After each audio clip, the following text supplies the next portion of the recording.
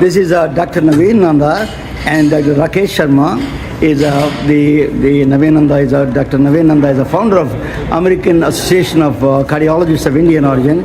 Dr. Rakesh Sharma is the cardiologist from Florida. He is now the president of the organization. So tell us, Dr. Nanda, tell us about your journey with the ASIO.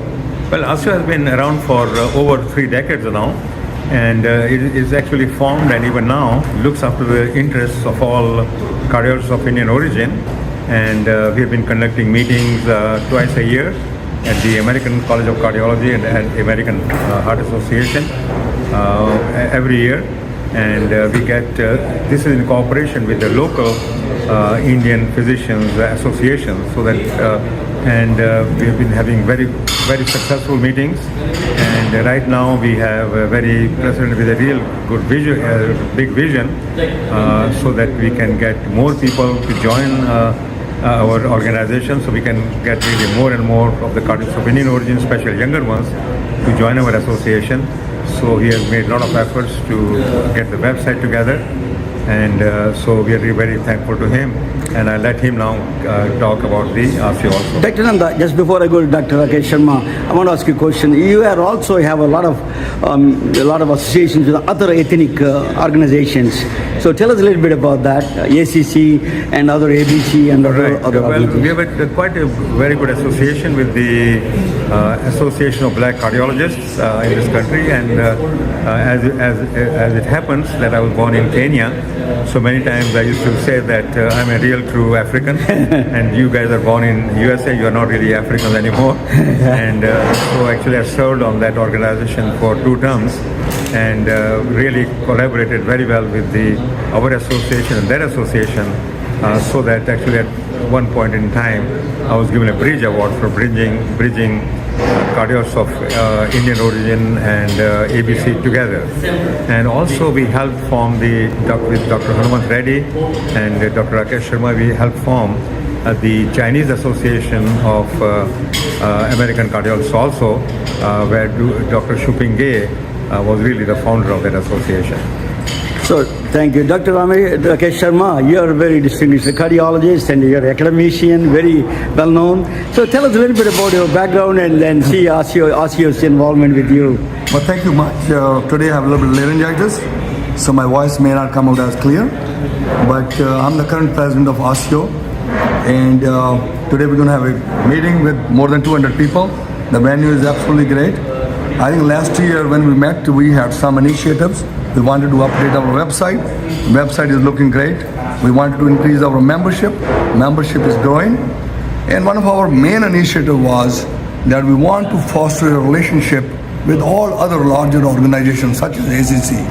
American College of Cardiology, we already have fostered a very good relationship. And actually, we were one of the key factor. Dr. Naveen Nanda has gotten a award which is named in his name, and that is called Naveen Nanda International Service Award. This award would be given for the first time to the winner in ACC 2026. And this award, Dr. Nanda got himself. To us, it is a matter of pride, because here the ACC and AACIU has come together to have this award in the name of Dr. Nanda. And we're really, truly proud of it. Well-deserved honor, Dr. Nanda. So talk about a little bit about this award. How do you, who gets it? What is the process for this, to get this award? I think Dr. Nanda got that award. He can tell you better. Yeah. It's a very difficult award to get. Yeah. I think this award was given to me because of a lot of work I did for the American College of Cardiology internationally also, bringing together cardiologists of Indian different countries together and making them recognize American College of Cardiology and cooperate with them. So I got that particular award many years ago, and this I'm so very proud and humbled that this award is being named after me, and Naveen Nanda International Service Award in perpetuity. So it will be permanently in my name. I'm really humbled with that honor. So who are qualified here, like academicians or? Mostly it's going to be academicians who actually go and organize conferences or go and give lectures and do some other work there, charitable work even in some other countries, and putting the ACCA name forward. And I'm also proud to say that this is the first time this award has been given to any person of Indian origin. So far it has been given to persons of usually from USA, but this is the first time it's been given to someone from Indian origin. So we're really very proud of that fact also. That's a very congratulations. This award typically also goes to a person who has done a lot of original contribution in the field of cardiology or a field of the subspecialty. And Dr. Nanda has done a lot of contribution, original contribution in the field of cardiology and echocardiography. So it's a well-deserved award. Congratulations. Congratulations, Dr. Nanda. Both your academicians, what you like to present in the future in the cardiology side you want to see, since I'm from Silicon Valley, there's a lot of AI going on. What do you think technology and the cardiology can achieve in the future in the academically? That is. I am more of a practitioner. I've been on academics and I have a current affiliate appointment as a professor. But I think artificial intelligence, I can give you an example. Every hospital has a different EMR. They still don't talk to each other. If I have to see you as a patient in an office, you have 5 different doctors. I can't see anybody's record. So I think in future the unification is about to happen. AI is going to revolutionize and that will translate into patient care. I think we look forward to that, and hopefully we'll have some more presentation on that topic in future. Dr. Nanda, you are always embracing technology. I remember when I used to come and visit your lab, you used to have a lot of VCR machines, beta machines. You're never afraid of technology. Tell us a little bit about your love for technology. Yeah, I think technology is very, very important because I think first of all, the clinical examination and looking at the patient is super important. But after that, I think the technology advancements really help a lot in our making diagnosis correctly. And I think AI would be really super helpful to us. But at the same time, there are some problems with AI, like black box. We don't know exactly how AI sometimes comes to some conclusions, and sometimes artificial intelligence hallucinates. That means it gives wrong answers. So we have to really be careful with that. But that also means that it depends on what data we put in. If we put in a lot of good data in AI, I think we'll get very good answers, and it'll make everything faster for us, quicker for us, and the treatments will be better. But on the other hand, if we put in wrong data or something doesn't go through very well, we'll have really problems with the artificial intelligence. So we really have to be careful with the artificial intelligence. What AI has helped right now is the development of drugs, because when experimentalists think in terms of developing a drug, they think of some ideas, and when they put some of those ideas in AI, in the AI system, AI gives them some very good ideas. So it's going to be very, very helpful in developing new drugs for diseases for which we don't have good drugs right now. You're living a great legacy, Dr. Nanda. We want you to live 200 years. And let us talk about future of the ASIO, American Association of the Cardiologists of Indian Origin. What are you expecting the future of the ASIO? I think there is no question that I think our future would be to just look after the interests of all the cardiologists of Indian origin. And what Dr. Rakesh Sharma has done is to develop the website and also given some concessions regarding fees for becoming a permanent member. So we want to enroll as many cardiologists as possible, and that is his dream. And I think that his dream and vision is going to come true. We probably are going to have most of the cardiologists of Indian origin, especially we are looking for younger ones, especially not the older ones only. They'll become our members, and that's going to be our future. And that we will be able to do a lot of work here. We could even dominate the cardiology field in the future to some extent.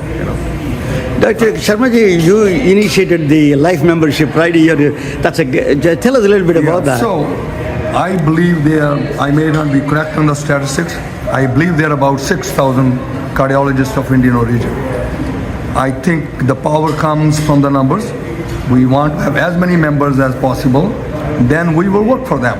For example, I think fostering the relationship, developing a relationship with larger societies, and our people getting recognized and getting named appropriately. would be very good. Of course, we do very good academic programs. We do a very good program with young investigator awards are given here. And they present their original research, and at least we select 3 or 4 every year. We have done at least to date 93 young investigators, and we're proud to continue that tradition. Yes, thank you so much. This is the founder of the American Association of Cardiologists of Indian origin, Dr. Naveen Nanda, now present president, Dr. Rakesh Sharma. Thank you for joining with us.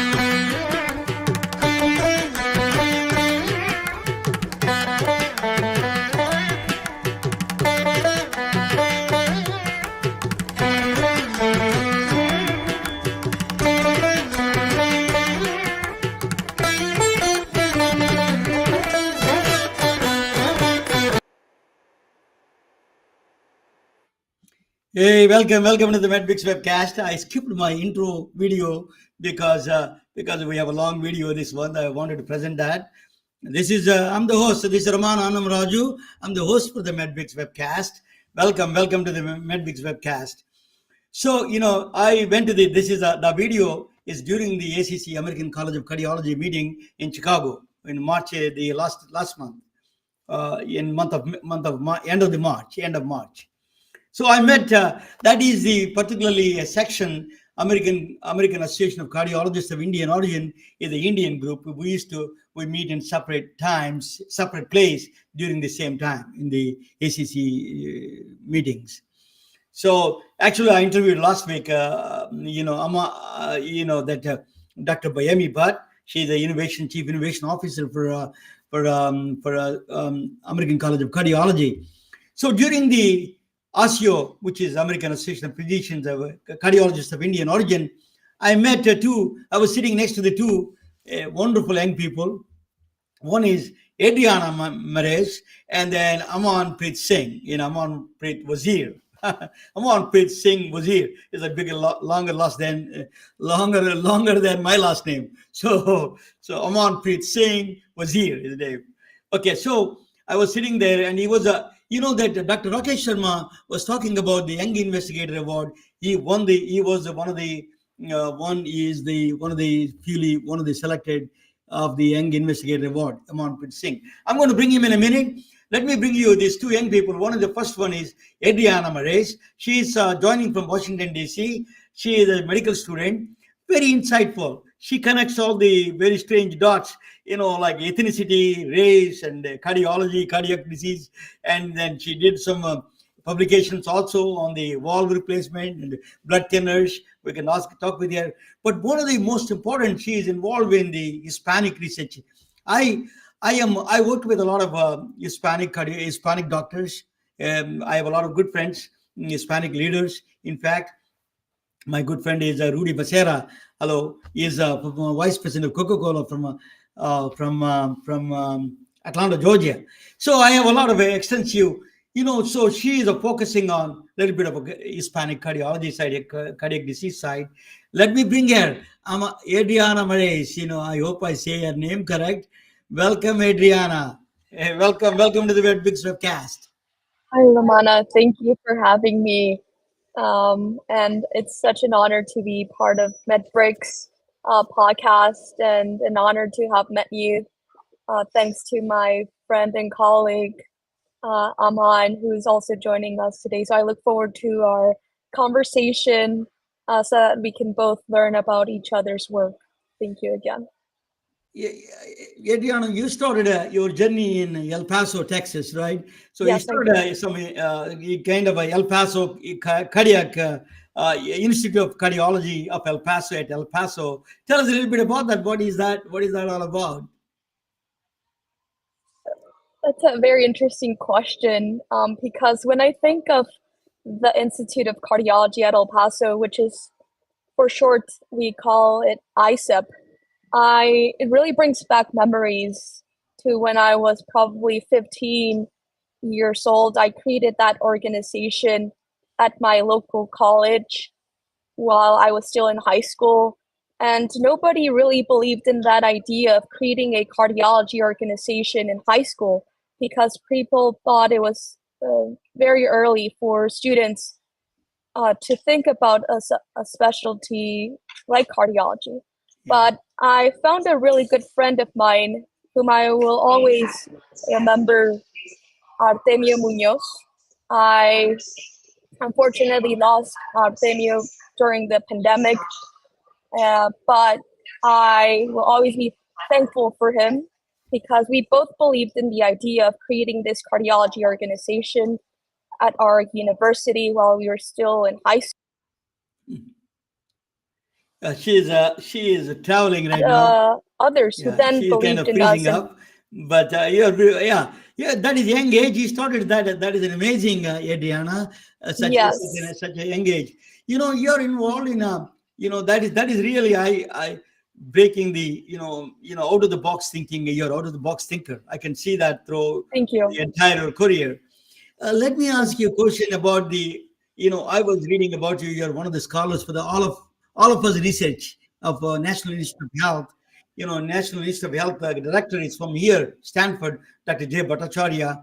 He moved there from here. He was one time I wanted to bring him on my podcast. Fortunately, that he was selected to that, and so he could not able to come probably. But let me ask you a question. What is all of us research? It's a very interesting concept, right? They wanted to gather huge amount of data. Tell us a little bit about that, Adriana.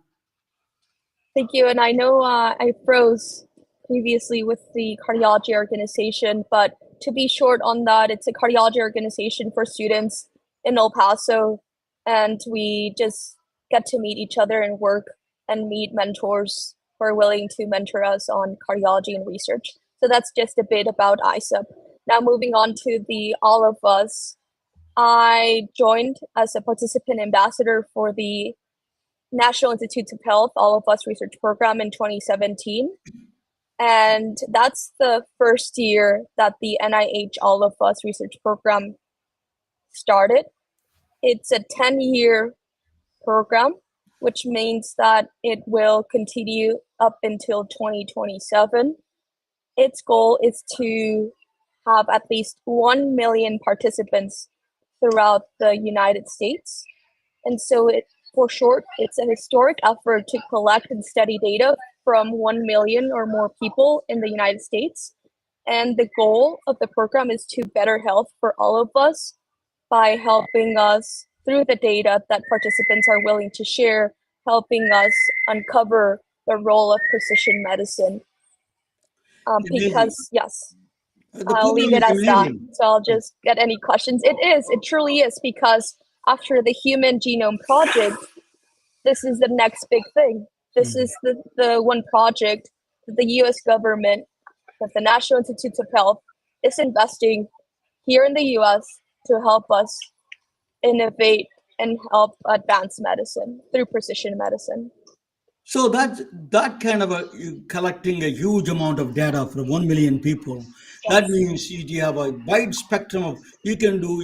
People like Amanpreet Singh, who is coming on coming up now, who can do a lot more research because he has a lot more things to play with. This data, huge amount of data, right? Absolutely. So from 1 million people with the different ethnicities, different backgrounds, different lifestyles, all of them are that's the data is missing in particularly cardiac disease is the number one disease. We need that Yes. kind of a data that is at least that is a. Let me bring Aman Preet Singh to the table. Aman is a prolific researcher. He started he's a very passionate guy. That the doctor. He is a hot. He started a hot to hot. I think hot to hot. He started one Indian Sanskrit name, Hurdayaman. Let me ask you, Hurday means is a heart, a mind, I think. Hurday, I remember in Indian. So he started a foundation. Let me bring him to the table. Uh, Aman, welcome to the Med. Aman, welcome to the MedMix webcast. Hi Ramana, hi Adriana. Thank you so much for having me. It's so great to finally be here again to meet you all together after ASIO. Yeah. Yes, Aman, tell us a little bit your journey, a little bit briefly. How did you? This is a as I read about your bio, you were traveling in the United States, all the hospitals, Beth Israel, then Mayo Clinic. You went to a lot of places. So tell me the journey from a medical doctor to the this kind of journey. What was your goal, and then you start a foundation. Give us a little bit about your background, a little bit. Sure, sure. So I'll start to begin as Adriana began in high school. I said that I have always been a very strong advocate for early career professionals because I am one of them. I am a young professional who is passionate, who wants to learn more, grow more, know more. And I think that's where my interest stemmed from cardiology. I'm currently serving as an intern doctor in Bharati Vidyapeeth in Pune, and I serve on different committees for the ACC and the American Society of Preventive Cardiology, the ASPC, the Early Career Working Group.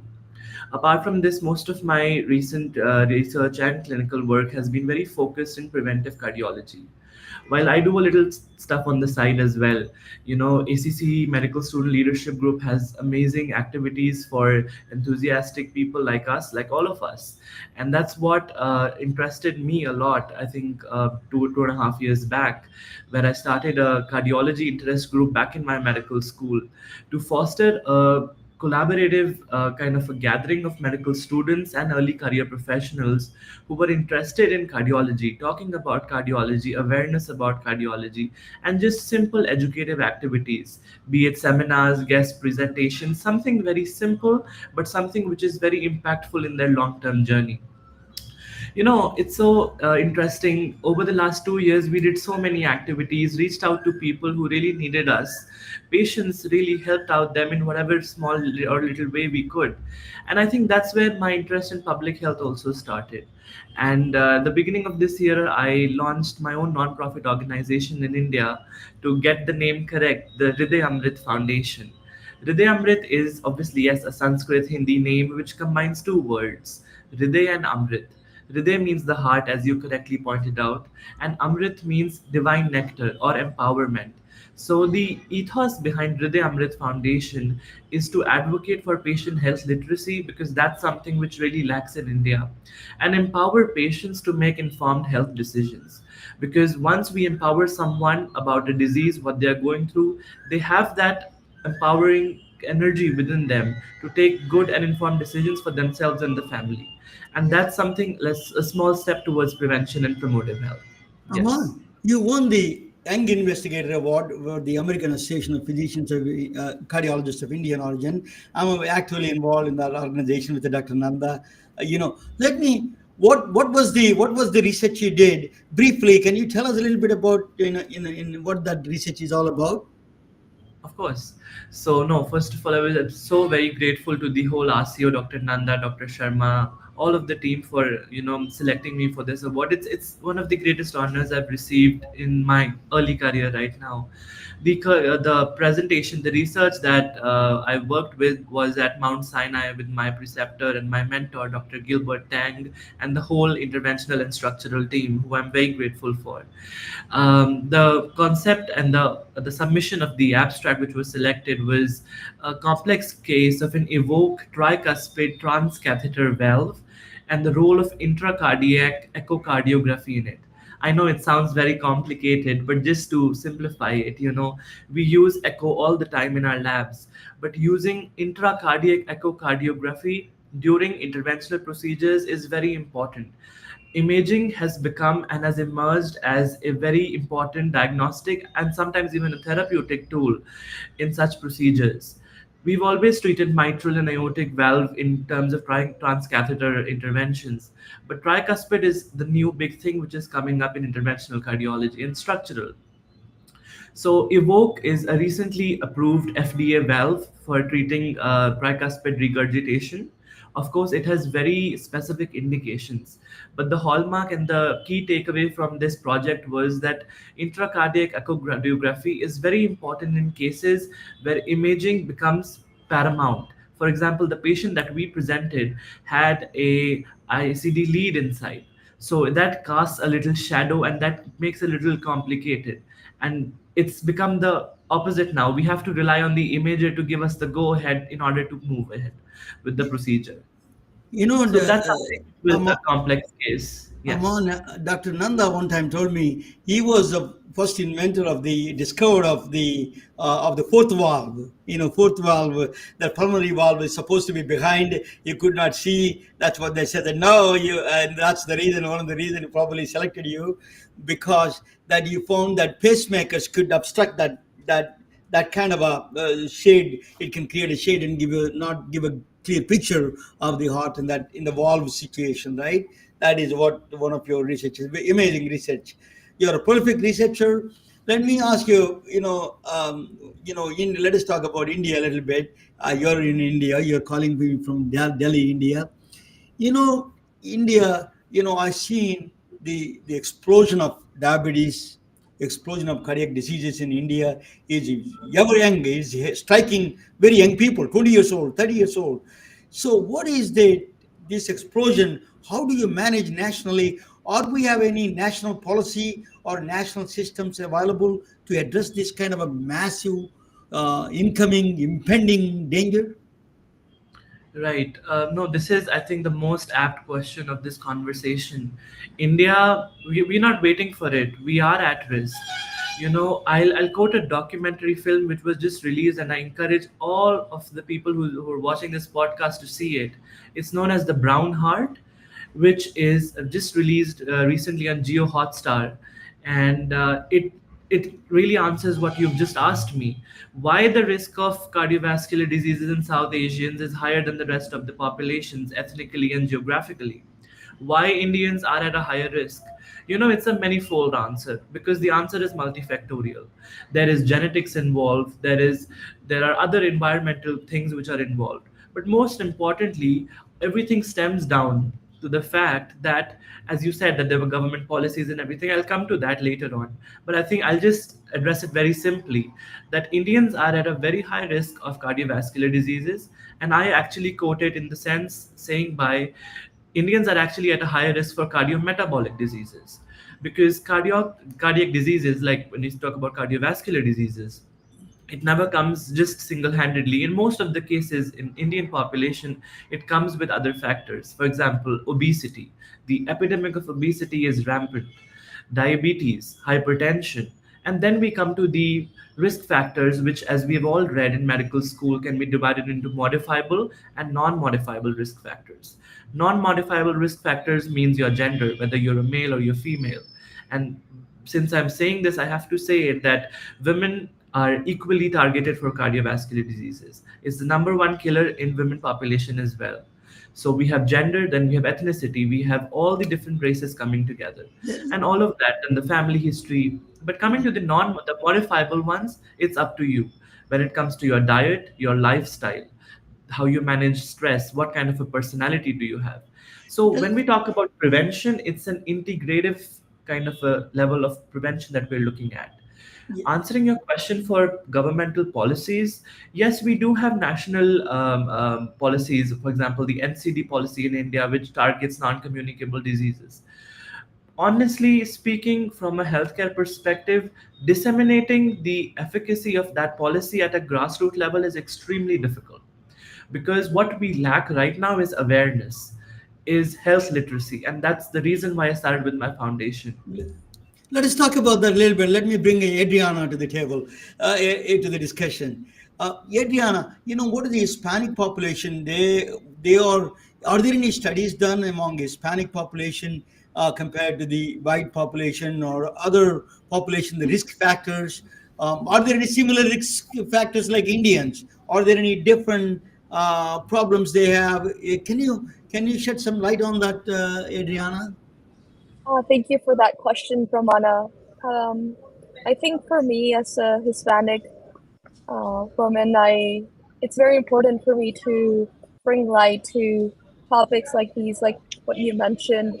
I just got a grant from the National Institutes of Health, the NIH, to study Hispanics and their cardiovascular risk, especially in those who have sleep disorders. And so we're working on that project, but specifically in cardiology.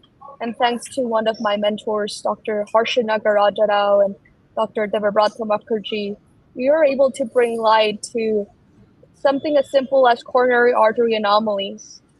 So we found in that study that there's actually no data in Hispanics for specifically coronary artery anomalies. And that's just to name So there one is a research condition. that, if you don't mind, funny, you're saying that you did some research on finding out there is no data there. That's what you're saying? So we so we took a look at coronary artery anomalies in Hispanics because there was no data specifically in this ethnicity. There was data for Indians, Asians, whites, Blacks, and African Americans, but no data on Hispanics. Yeah. And we thought we wanted to change that. So we reviewed over 5,000 coronary angiograms during the pandemic. And I was there at the hospital, learned everything from them, very thankful for their teachings. And we found that there's actually a higher prevalence of coronary artery anomalies in Hispanics at 8.6% compared to whites who are at 4%, and other ethnicities who have even a much lower prevalence of coronary artery anomalies. So these kinds of studies really helps us understand that there is a paucity of data in the Hispanic population that we need to bring light to. And thanks to funding sources like the NIH, who are helping us advance and help us advance medicine, help us change this specifically for the Hispanic population.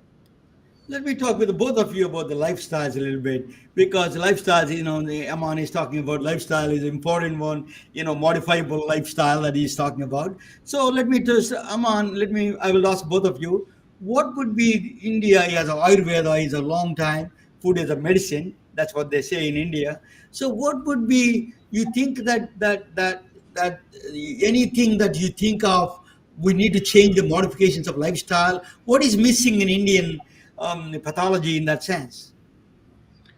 I'm so happy that you asked and you spoke about Ayurveda, because while I was at ACC, I happened to interact with so many cardiologists of Indian origin and of other origins as well.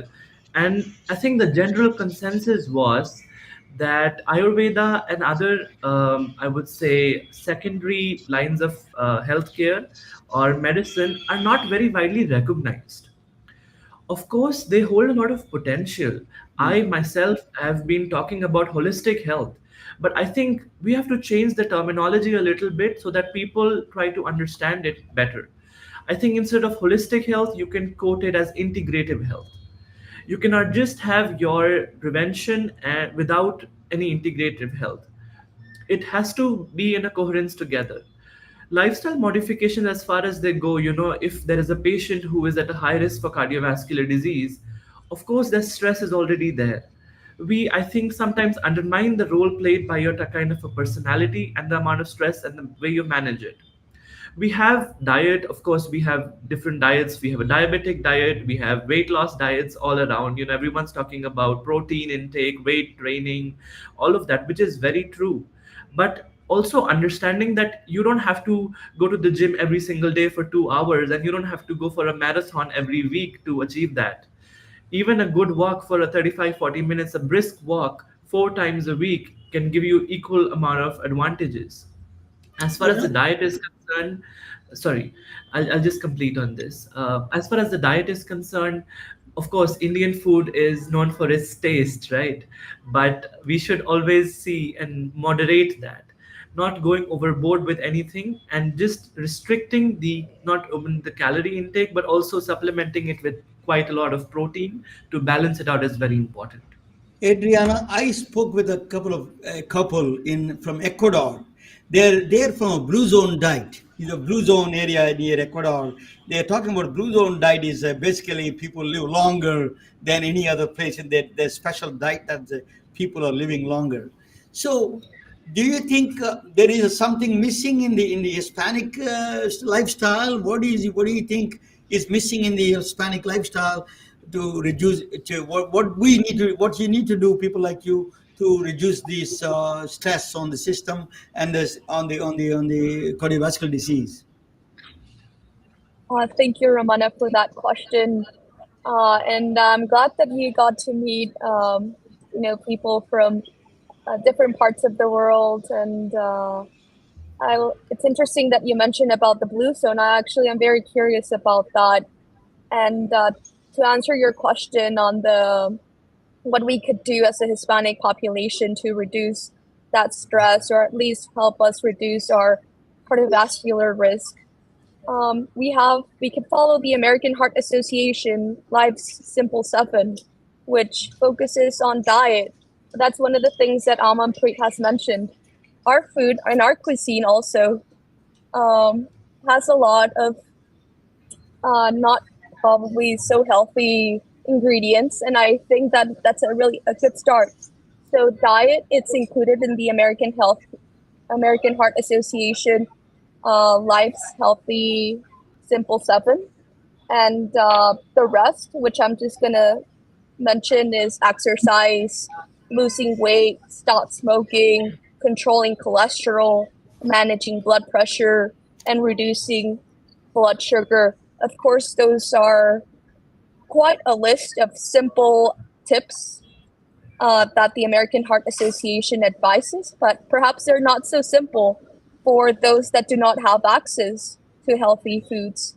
But there's always a start, and I think that's the key thing, that it's worth trying, because as long as someone is worth it's trying then to live a healthier lifestyle, then they're starting a journey to living a healthier life for themselves and their families. Yeah, I want to ask you, both of you, this is a massive problem.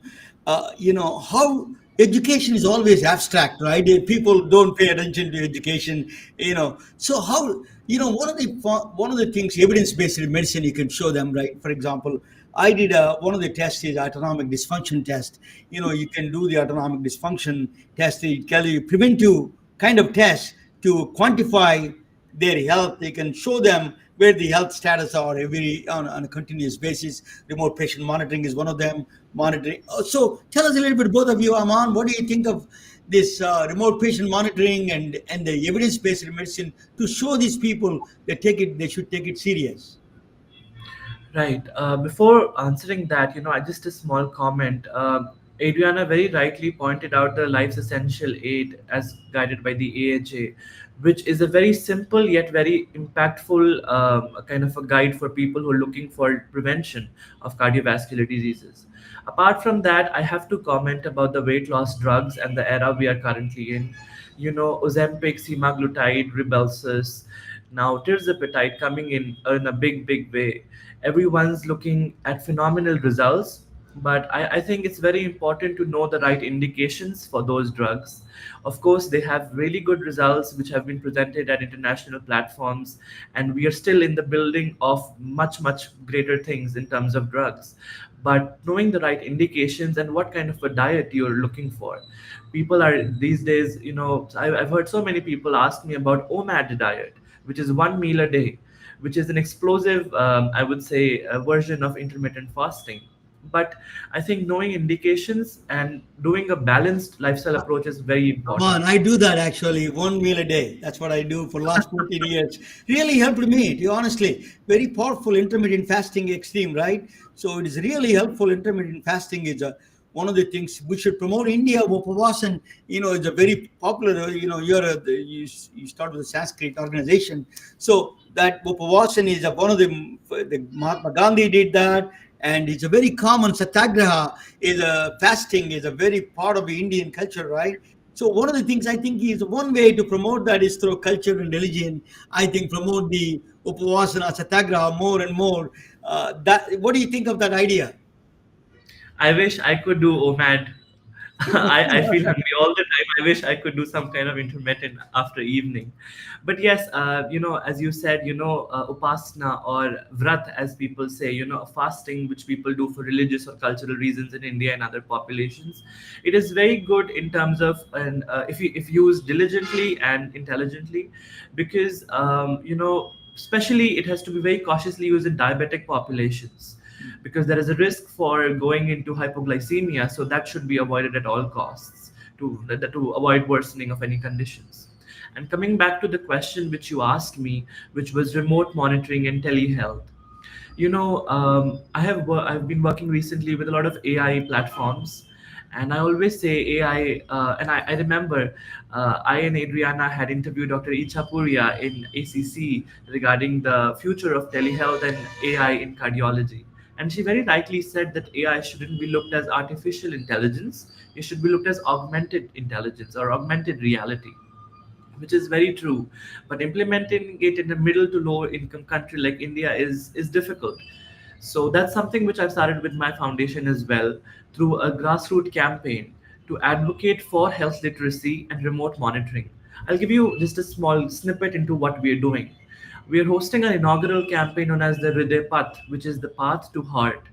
It's a movement by auto rickshaw drivers. So what we're doing is medical students and early career professionals will be going to auto rickshaw drivers, taking their understanding about cardiovascular diseases, then educating them about what are the high risks, what are the ways of prevention, what are the methods, when do you say that this is a red warning flag sign and you need to go to the emergency, etc.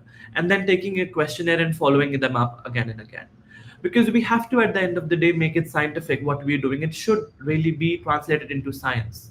But what this will do is the auto rickshaw guy, if he has a passenger who's traveling with them and if he sees that the guy is sweating, he is having palpitations, and he might be at a risk for an imminent heart attack, he might just report him to the EMD. The auto rickshaw guys are the grassroots workers in a way, because they are first responders for a lot of people from villages who especially come to the hospitals in auto rickshaws. So I think inculcating their in that family, in their friend circle, would be our humble initiative to start something which can be followed up later on and expanded. But this is the kind of change we should look in India, because Great idea. we have umpteen amount of resources. Funding, if it's given in the right hands, and like NIH is big in the US and in other countries. In India, we have ICMR, we have DGHS, we have various government organizations which are ready to fund.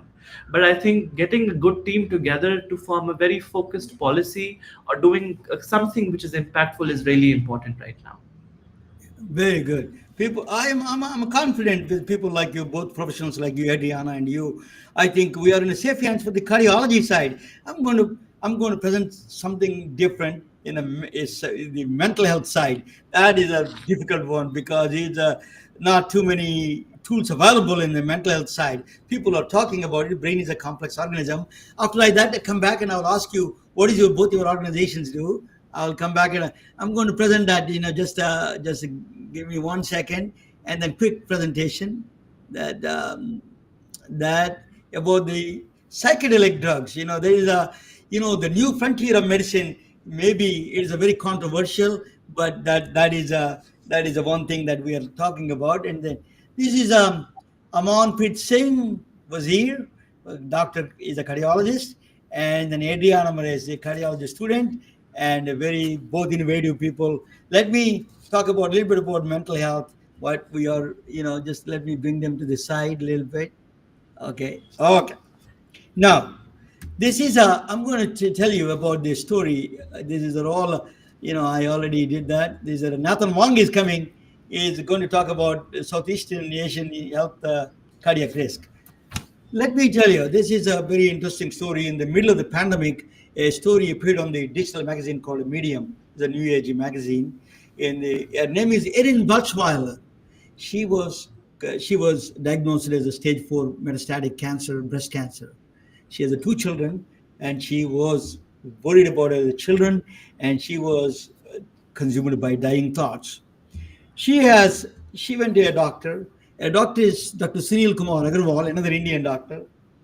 She went to him, and then he wanted to prescribe to subsidize that kind of thoughts. He thought that psilocybin, which is a psychedelic drug, would be very beneficial to her, Erin Balchweiler.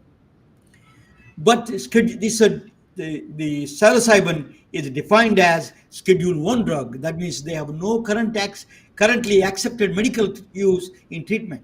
You cannot prescribe. You cannot get that medicines there. So Schedule 1 is strictly prohibited. So that's what she did. Guys, you can join anytime. This is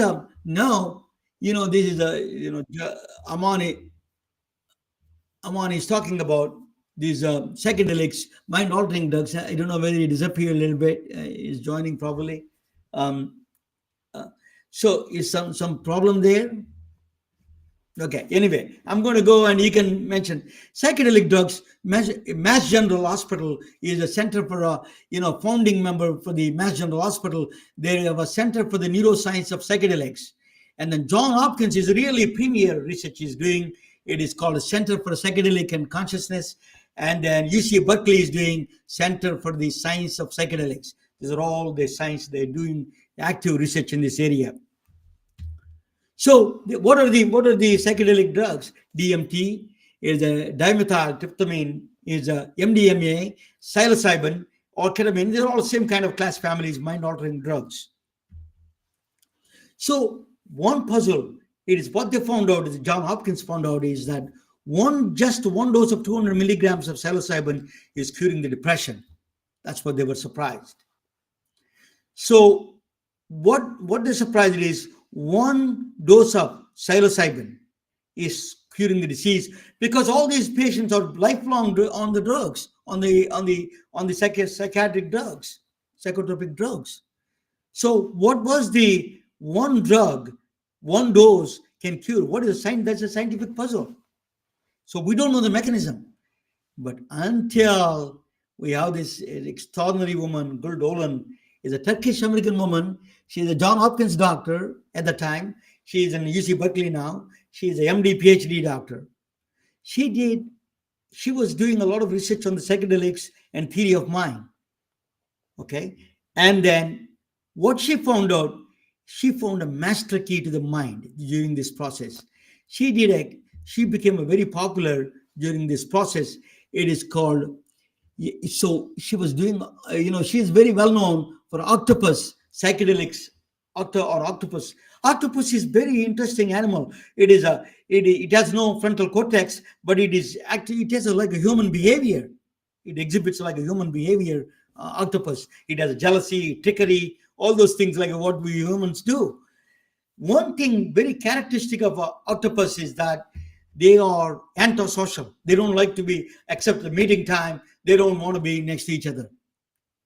What she did was she injected some psychedelic drugs. She gave the MDMA, and then she found extraordinary difference. They got together. What is that? Yeah, the octopuses are spending more time together. Very striking. This is a peer-reviewed study.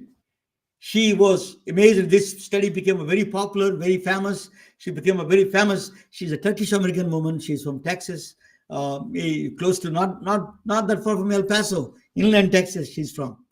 She grew up there, and then Guldolin moved to the John Hopkins, and then UC Berkeley. She did this amazing research. But what they found out is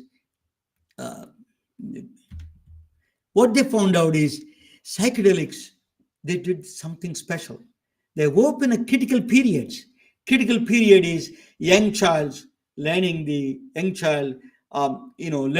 stages, developmental stages in the critical periods. I will explain to you what is the critical period of. Psychedelics really affecting the critical periods. What is a critical period? What early childhood development? It is the learning process is a very definite for humans, very short period of time. There is a beginning, clear ending. There is no abstract. It is a very clean cut beginning and ending. So early childhood development is extremely important. At the age of 1, they learn the movement. The age of 2, senses. Age of 3, languages. They learn. If you move to another country, if I move from India to here, my accent cannot go. Even if the after 6 or 7, it's extremely difficult to change the accent because the languages are already is in the brain already done. So changing the accents are very difficult. That's one of the reasons is that critical periods open up a very short period of time. So the Jan LeCun, AI researcher from Meta, the chief artificial intelligence director for Meta, he said that 20 megabytes per second, 4-year-old can absorb 20 megabytes per second, like 1 petabyte. Amazing amount of information they can absorb. That is an amazing thing. So in the early childhood days, that is what she found out is that connection between psychedelics opening the critical periods again. By administering the psychedelics, Guldolin found out you can end, and I never took the psychedelic drugs. I never did. I didn't take any drugs. So power of psychedelics, she says that psychedelics can open the critical periods. That's what it means. It means it opens for learning. I can be 60-year-old, I can learn. I can go again like young and curious. My mind become young and curious with neuroplasticity. That's what she says, that with the power of psychedelics, you can reverse that you can open the critical periods. That is what the research she found out. Amazing research. I mean, she definitely would deserve to get a Nobel Prize in this one. So that's a puzzle solved. How do you do that? When you open the critical period, when you go to therapy, for example, or you give a dosage, and therapy, you need to be when you administer the 200 milligram psilocybin, it's not enough. You need to go to the psychotherapy. You need to administer because that's your learning during the time. That's extremely important. So that's a depression. The cure for the depression is that critical period open. You're more receptive than any other time. So the critical periods closes after 6, not too much open. Now you can, with the psychedelic drugs, they're saying with the controlled psychedelic drugs, you can open up the critical periods. What she said. That is an amazing research she did. I mean, so another thing is loneliness. Old people are lonely people.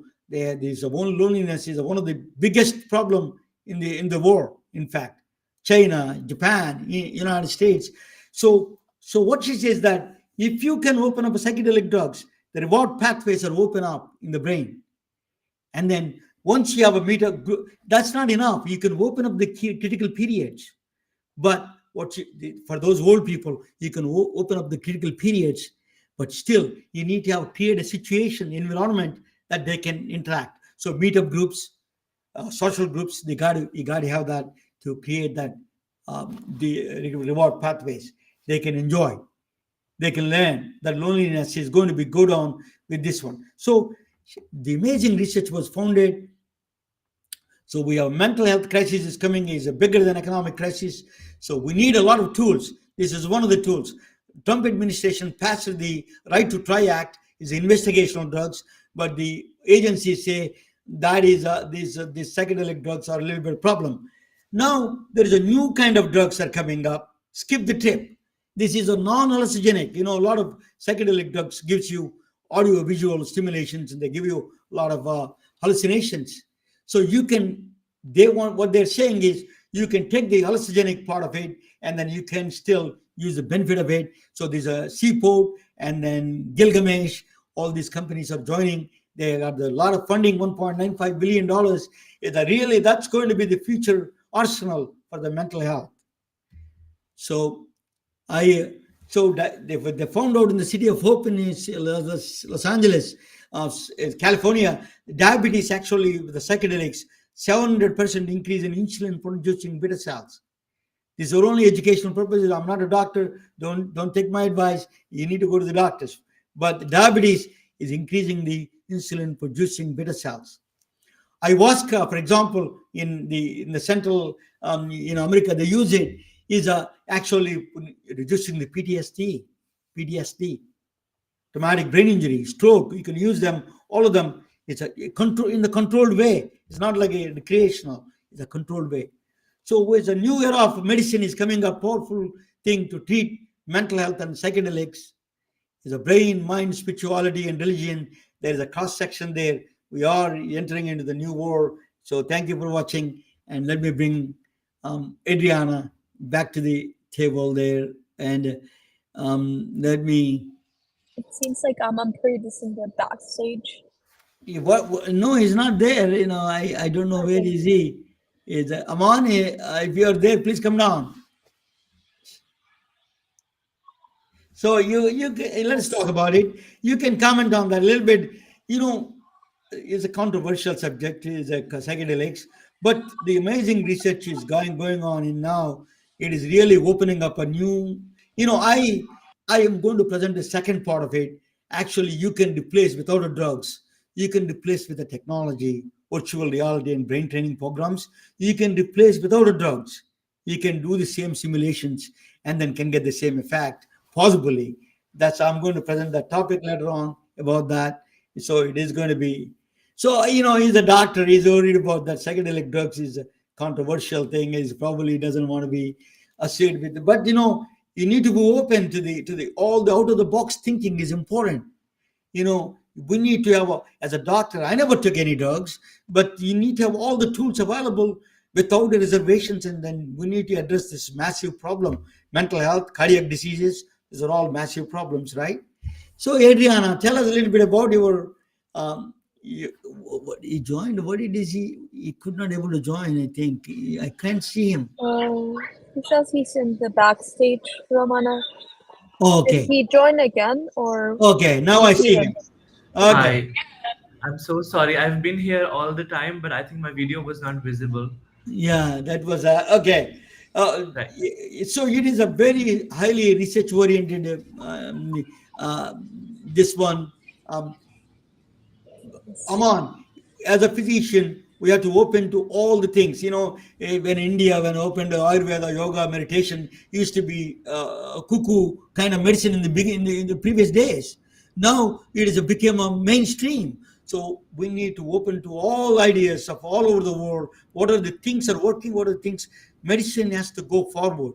Okay, this is a medicine. I want a medicine forward. These are all. Okay, so that is the new things that we need to have a. One of the things I want to ask you, Aman, is that how much mental health is involved in the obesity and the cardiac diseases. The mind is important, right? It plays a very important role. Can you tell us, and both of you, if you can tell us a little bit, that would be great. Right. So Adriana, you want to go first? I guess Yeah. I'll just touch on cardiology because when you think of mental health and cardiology, one condition really brings, like I think of one condition, and perhaps there's, of course, other conditions related to this as well, but Takotsubo cardiomyopathy, which is known as broken heart syndrome. It's a cardiomyopathy that's triggered by severe emotional or physical stress.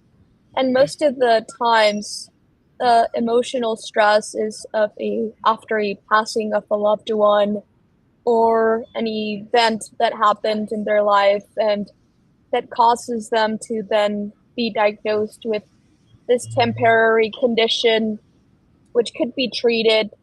But you see the connection of depression and the heart. There is a true connection with with the brain and the heart, and this is a condition that confirms that. And so I just wanted to bring light to that, and from the heart standpoint, I'll Excellent. uh, I'll pass it on to you, Amanpreet. Excellent information. That is very good. Broken heart syndrome is really true, and how much affects the stresses of our life. Tell us a little bit about that. How much mental health and how resolute we need to be to really follow the diet. I like Indian sweets. The moment I saw that, I grabbed them. It's a big problem in this controlling. Tell us a little bit about that. How much mental health plays a role in the cardiac health. Right. I feel like Adriana shared about Takotsubo. That's something which is really actually genuinely close to my heart because my first research was on Takotsubo cardiomyopathy. And a research that we did in the COVID era, and we saw that there was an increased number of cases of Takotsubo during the COVID pandemic because people were losing their lives, people were losing their family members. So there was an increased incidence of Takotsubo during the COVID pandemic and afterwards. I feel that mental health is something which is still seen as a taboo in India, despite the awareness and the literacy and all the campaigns going around. But I also feel that this is something which needs to be addressed immediately. When I talk about cardiology or I just talk about general medicine, an integral part of well being is mental well being, is psychological well being. As far as what you said, that and a tendency to grab whatever we have together, I think it all starts with self control. But also, if you see a patient who is debilitated, who has comorbidities, who has excess weight, is obese, has hypertension, or has cardiovascular disease, the amount of apprehension and anxiety that the patient goes through is a lot, which needs to be addressed. Whenever we counsel our patients, I think as a physician, as I'm sure Adriana will agree with me, counseling holds a very important role when talking to a patient, especially if the patient has either someone in their family who's suffering or is suffering themselves. We spoke about psychedelic drugs or magic mushrooms, as they call it these days, also. I feel that, well, there is not a lot of research pertaining to the scientific part of that, but I'm sure that if it helps people and if it is safe and given in the right quantity, it might be able to. Because a lot of mood enhancing drugs, specifically the psychotropic agents, are really helpful in cases of depression, anxiety, and other disorders like PTSD. But psychedelic drugs is, I think, still something which is on the new frontier right now. So it will be interesting to see how the next few years turn out for that. But Yeah, mental health, as I said, you're right. I agree But with you. I'm not a proponent of this. My job is to provide all. Actually, in fact, my second part of this one is you can replace with the new kind of technology, virtual reality and neurofeedback kind of technology that you can replace this kind of a drugs.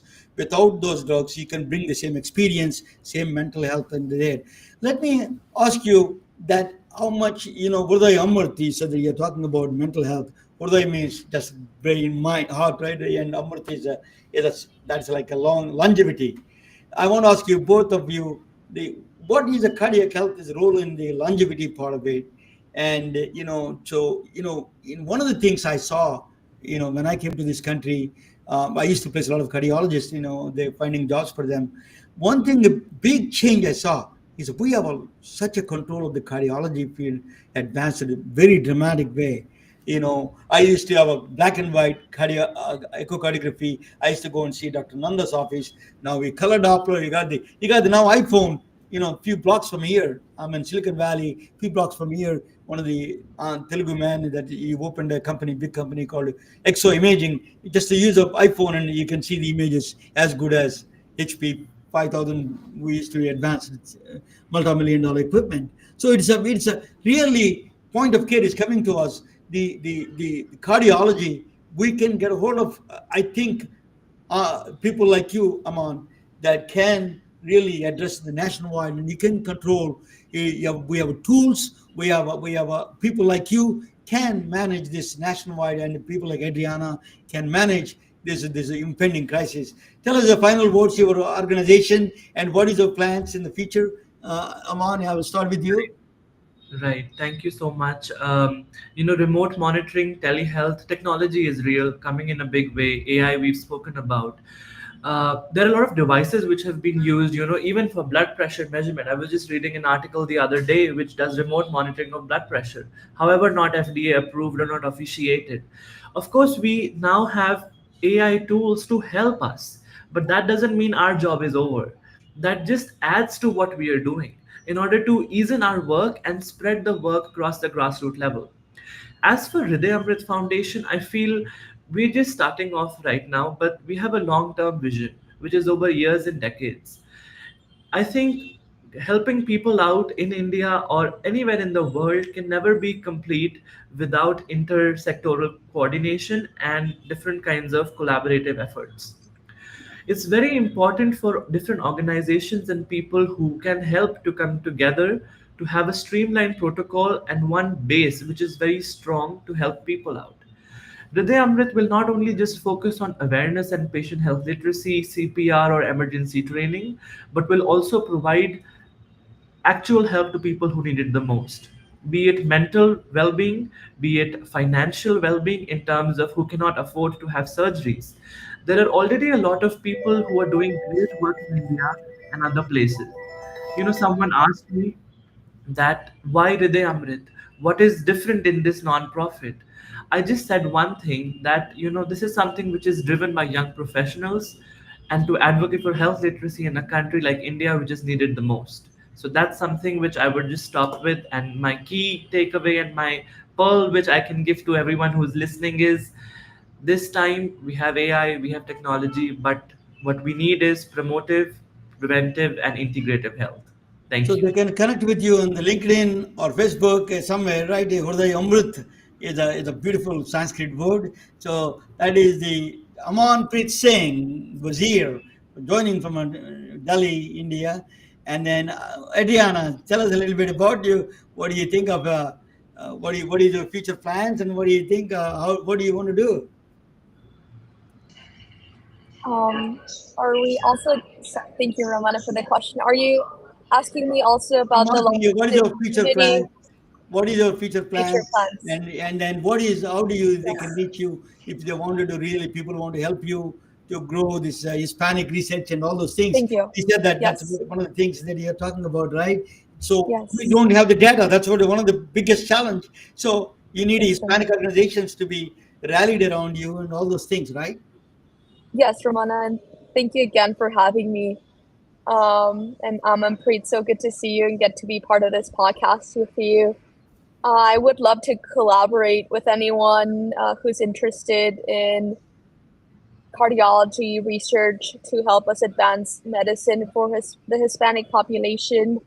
I look forward to eventually becoming a structural and a adult congenital heart disease interventionalist. Those are two specialties that have been inspired by two mentors who specialize in both of these fields. And I look forward to doing more research and staying up to date with the field.